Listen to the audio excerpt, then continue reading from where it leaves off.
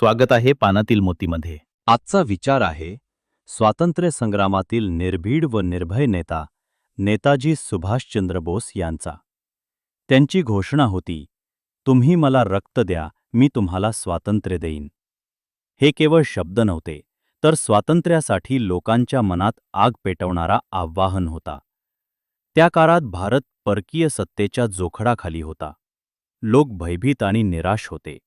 पण नेताजींनी लोकांच्या मनात धैर्य, देशभक्ती आणि त्यागाची भावना जागवली. स्वातंत्र्य ही कोणाची भेट नसते. ती मिळवण्यासाठी बलिदान आणि संघर्ष करावा लागतो, हे त्यांनी आपल्या कृतीतून सिद्ध केलं. आज आपण मोकळ्या श्वासाने जगत आहोत, ते त्यांच्या आणि अशा हजारो क्रांतिकारकांच्या बलिदानामुळेच शक्य झालं आहे. म्हणूनच मित्रांनो, देशासाठी आपल्या जबाबदाऱ्या ओळखणं आणि न्यायासाठी उभं राहणं हीच खरी देशभक्ती आहे. पुन्हा भेटूया उद्या एका नव्या पानातील मोतीसोबत. तोपर्यंत आमच्या फेसबुक पेजला फॉलो करा आणि यूट्यूब चॅनल सबस्क्राईब करून लाईक, शेअर करायला विसरू नका.